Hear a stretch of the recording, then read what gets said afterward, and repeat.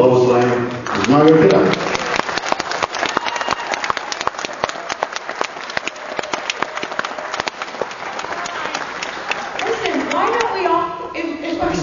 One person per square mile. So why don't we kind of pull in and then we can feel like we're a little bit more heavily populated. Great. Now, I'm assuming you asked questions. Hi, great hat. And I just answered, right? Because, oh my God, you got my old dress on. Very good. The original one had cactus all over it and I refused to wear it. They got very upset. Should we pull down a bit, or do you guys want to stay back there out of the Netherlands? You do? Okay. Okay. Well, I'm Margot Kidder. I was Lois Lane a long time ago, and now have a grandson who loves Superman. And once my grandson saw it at age 4, it was the first time I really understood so many of you guys who would come up and say, you were my first crush, and Superman was my first movie. He watched Superman and he had to get the outfit and he had to sleep in it and jump off chairs and all sorts of things. And I realized that for a lot of little boys, it's the first movie that makes sense in their lives. So I'm really grateful I was in it. I feel really honored and I'm really glad you're here. Thanks so much. Does anyone have questions? Oops. This could be really awkward. Do you have any questions? You have a question. This was more one for a bit later, but since no one else is asking questions.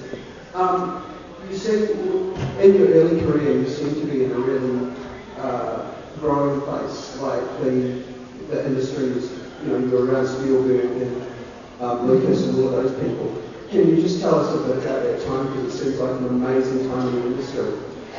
It was an amazing time. The gentleman's question was about the late 60s actually, early 70s in Hollywood when we had a gang of very broke kids who were going to change the movie industry and never, ever, ever be part of the mainstream. And in our broke gang was Steven Spielberg and Marty Scorsese and Brian De Palma and George Lucas, who was a little bit ahead of us. And we all worshiped Francis Coppola, and we really, and Bobby De Niro, we really literally would pass the hat to get enough money to go down and buy a bottle of really cheap wine and pasta and make dinner for our gang. And we'd pass the hat, make dinner, and party and talk all night about how we were going to change the world and be revolutionaries forever. And of course, I ended up doing Lois Lane, and Steven became very mainstream, as you all know, Steven Spielberg, and Marty Scorsese and Brian De Palma stayed a bit out of the mainstream, but it was an incredible time. It was not only culturally at the height of the 60s, which really went on until 1975, but it was a time when independent filmmakers had a lot of cachet in Hollywood and could go to studios, and it was the youth movement, which of course none of you here remember, but we didn't trust anyone over 30 was our slogan, and now I think we have to amend it to don't trust anyone under 50. We're all getting old rapidly.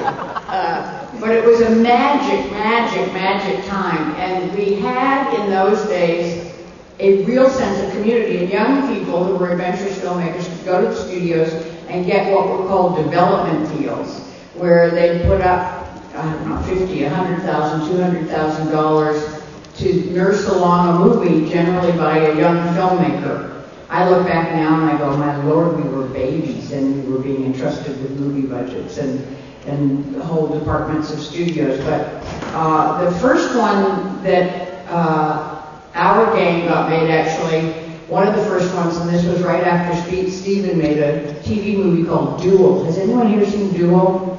It was brilliant, and I remember we were all sitting around watching the grainy TV, and Steven's TV movie came on, and we were just bursting with pride.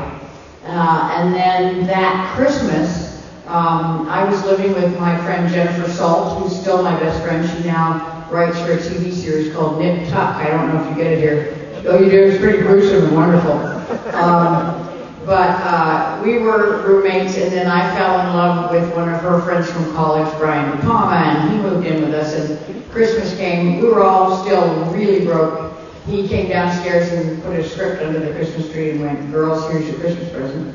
And it was of a movie called Sisters. I don't know if anyone here saw that. It was, thank you.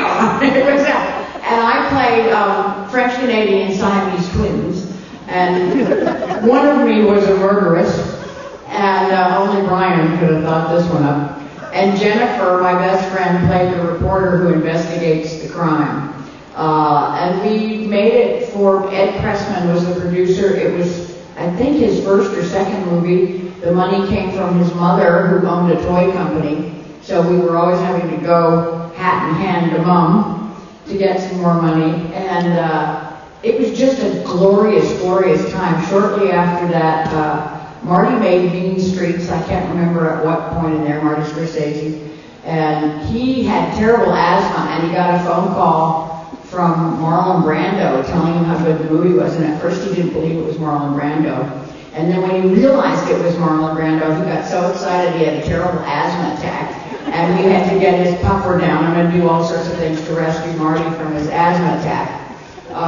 But it really was a crowd of kids who just would go, hey, let's make a movie. And we went out and did it. And I think those days are over. Budgets now are the budgets of entire small nations. You know, I'm sure several movies made here were probably the budget of New Zealand. I mean, it's obscene. So it's very hard for, I'll bet there's some young filmmakers out there to just go, hey, we're going to make a movie and go out and do it. Although maybe with digital it's a bit easier. Do we have young filmmakers here?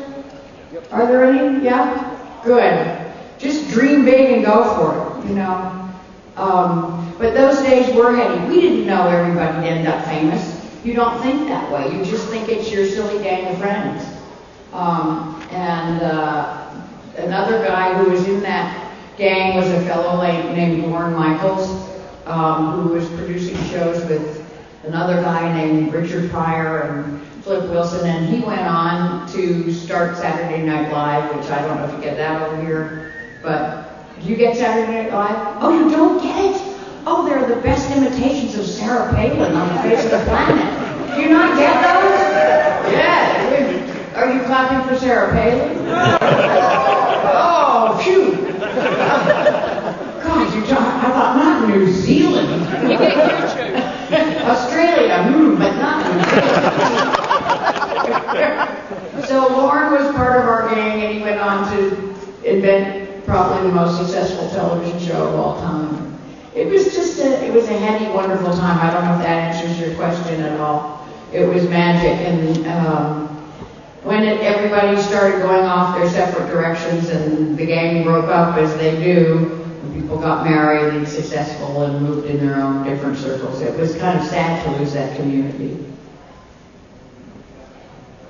Any other questions? Yes? You are my favorite Lois Lane, obviously. Thank you.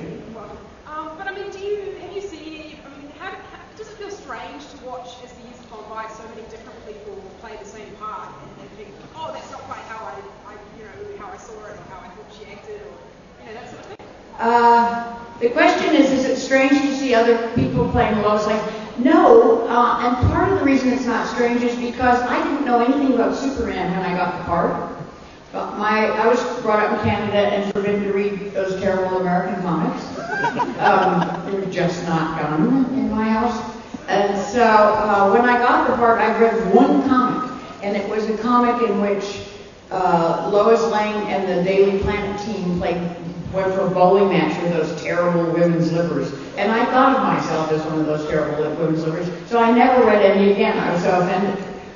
So I based my characterization on Tom Mankiewicz's script and with Dick Donner's direction. I think the Loises that came after me, and there were two Loises before me, based theirs actually more honestly on the actual comic book, which is what you're supposed to do.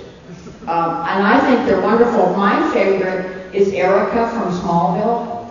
I think she's really terrific. Really, really terrific. And I thought Kate Bosworth was very good. I just thought she wasn't given material that was as witty and funny as the material they gave me. So that handicapped her a bit. I had Tom Mankiewicz writing some of the funniest lines in movie history, so you kind of couldn't miss with his writing.